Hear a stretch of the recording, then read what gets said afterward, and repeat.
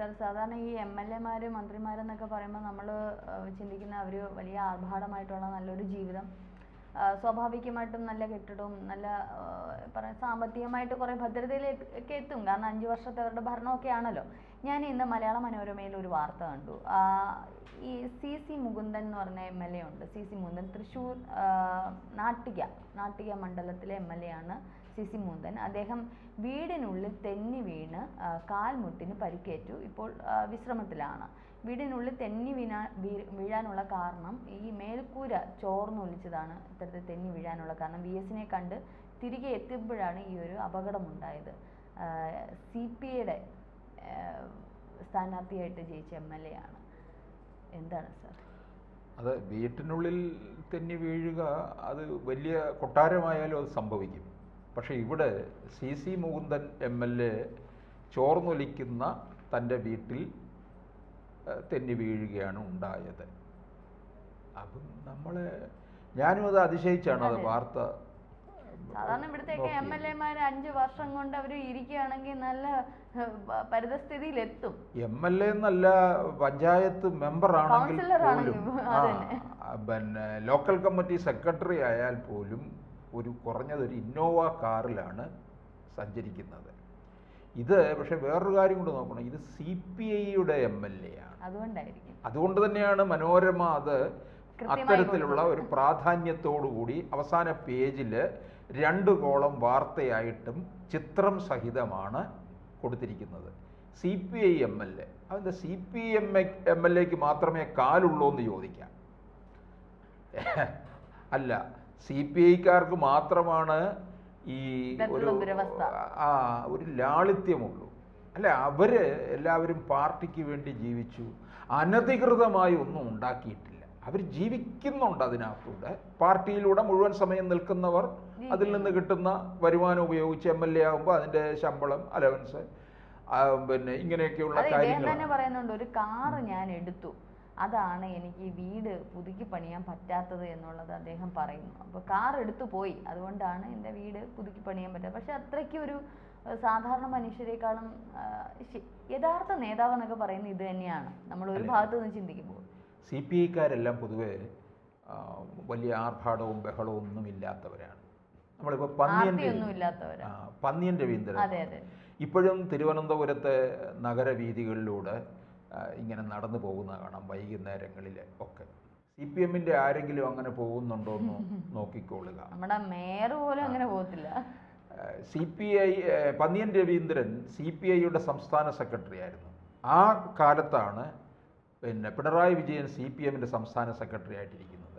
പന്നിയൻ രവീന്ദ്രൻ അന്നും തിരുവനന്തപുരത്തെ ഫുട്പാത്തിലൂടെ ഇങ്ങനെ നടന്നു പോകുമ്പോൾ പിണറായി വിജയൻ അന്ന് ഒരു ഇന്നോവ കാറിലാണ് സഞ്ചരിച്ചു കൊണ്ടിരുന്നത്.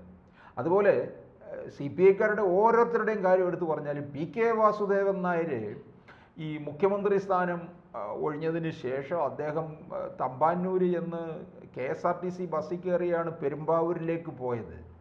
അദ്ദേഹം ഇവിടെ പാർട്ടിയുടെ സെക്രട്ടറി ആയിട്ടിരിക്കുന്ന സമയത്ത് ഏതോ ഒരു പഴയ അംബാസഡർ കാറായിരുന്നു, അത് മാറ്റി വേറൊരു കാർ എന്തോ വെച്ചു വാങ്ങി. അപ്പോൾ അതിനകത്ത് പന്നിയൻ രവീന്ദ്രൻ ഒരു AC-യും കൂടെ ഫിറ്റ് ചെയ്തു. അതിന് പന്നിയൻ ഇനിയും PKV-യുടെ കേൾക്കാത്തതൊന്നുമില്ല. സാധാരണ ജനങ്ങളിവിടെ പിന്നെ വേർത്തൊലിച്ച് ഉണ്ടാക്കുന്ന പണം കൊണ്ട് നിങ്ങൾക്ക് തോന്നിവാസം കളിക്കാനുള്ളതാണോ, ആർഭാടം കാണിക്കാനുള്ളതാണോ എന്നൊക്കെ ചോദിച്ച് ശരിക്കും PKV ശകാരിച്ചു എന്നാണ് അറിയുന്നത്. അത് PKV. ഇനി അച്യുതമേനോൻ്റെ കാര്യം നോക്കുക. അച്യുതമേനോൻ മുഖ്യമന്ത്രി പദത്തിലിരുന്നതാണ് ദീർഘകാലം കേരളത്തിൽ. ഇതും കഴിഞ്ഞിട്ട് അദ്ദേഹം തിരികെ തൃശ്ശൂരിലേക്ക് പോയി. പിന്നീട് അദ്ദേഹം അവസാന കാലത്ത് തിരുവനന്തപുരത്ത് മകൻ്റെ കൂടെ ഡോക്ടർ രാമൻകുട്ടിയുടെ കൂടെ തിരുവനന്തപുരത്തായിരുന്നു. അപ്പോൾ ഈ തൃശ്ശൂർ പോയിട്ട് പോലും അദ്ദേഹം വൈകുന്നേരങ്ങളിൽ അവിടെ നടക്കാനിറങ്ങും.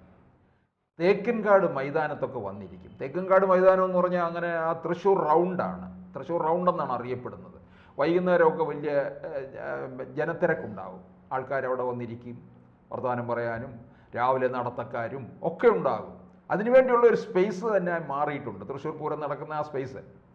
അപ്പോൾ അവിടെ അച്യുതമേനോൻ അവിടെ വന്നിരിക്കുകയും അവിടെ സുഹൃത്തുക്കളൊക്കെ ആയിട്ട് വർത്തമാനം പറഞ്ഞ് തിരികെ പോകുമ്പം വീട്ടിലേക്ക് പോകുമ്പോൾ സാധനങ്ങളൊക്കെ വാങ്ങിക്കൊണ്ട് പോവുക, ഇങ്ങനെയൊക്കെയുള്ള കാര്യങ്ങളാണ് ചെയ്തുകൊണ്ടിരുന്നത്. അപ്പോൾ അത് വലിയ ലാളിത്യമാണ്. അത് CPI-ക്കാർക്ക് മാത്രം ഉള്ളതാണ്. അവരൊരിക്കലും വലിയ ആർഭാടം കാണിക്കുന്നവരല്ല. അത് CPI-യുടെ ഇപ്പം CPI-യുടെ ഒരു മന്ത്രിയുണ്ട്, നമുക്ക് CPI-യുടെ ഒരു മന്ത്രിയല്ല, പിന്നെ 2-3 മന്ത്രിമാരുണ്ടല്ലോ, 4 മന്ത്രിമാരുണ്ട് CPI-ക്ക്.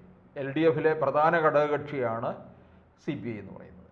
അതിലെ മന്ത്രി പ്രസാദ്, P. പ്രസാദ്, പരിസ്ഥിതി പ്രസാദ് എന്നാണ് അറിയപ്പെടുന്നത് തന്നെ. പരിസ്ഥിതിക്ക് വേണ്ടി ഒരുപാട് പ്രയത്നിച്ചിട്ടുള്ള, ഇപ്പോഴും അദ്ദേഹം കൃഷി വകുപ്പാണ് കൈകാര്യം ചെയ്യുന്നത്. അദ്ദേഹത്തിൻ്റെ ചപ്പൽ ഇതുവരെയായിട്ട് മാറിയിട്ടില്ല. മന്ത്രി പദവിയിൽ എത്തിയിട്ട് പോലും ആ പഴയ ചപ്പൽ ആ രീതി തന്നെയാണ് അദ്ദേഹം ചെയ്യുന്നത്.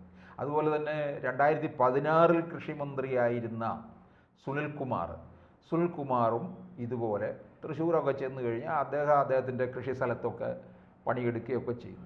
ഇനി CPM-നകത്ത് ലാളിത്യം ഉള്ളവരുണ്ടല്ലോ എന്ന് പറയുമായിരിക്കും. ഉണ്ട്. ഇപ്പം മന്ത്രി ആയിരുന്ന K. രാധാകൃഷ്ണൻ, ഇപ്പോൾ MP, അദ്ദേഹത്തിന് ഇതൊന്നും ഇല്ലെന്നുണ്ടെങ്കിലും അദ്ദേഹം അവിടെ പാടത്ത് പണിയെടുക്കുന്നവനാണ് K. രാധാകൃഷ്ണൻ.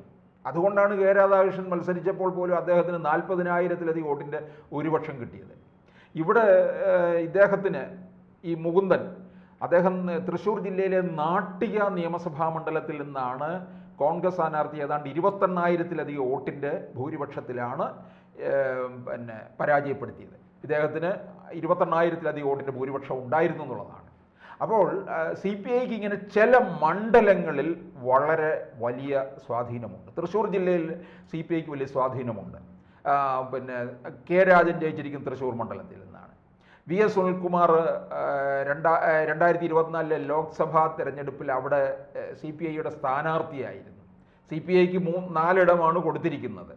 പിന്നെ അതുപോലെ മന്ത്രി പ്രസാദ് ചേർത്തലയിലാണ്. ഈ തൃശ്ശൂർ ജില്ലയിൽ ഇത്ര അല്പ സ്ഥാനമുണ്ടെന്നുള്ളതാണ്. പിന്നെ വൈക്കത്ത് ആശയാണ്, അവിടെ CPI ആണ്.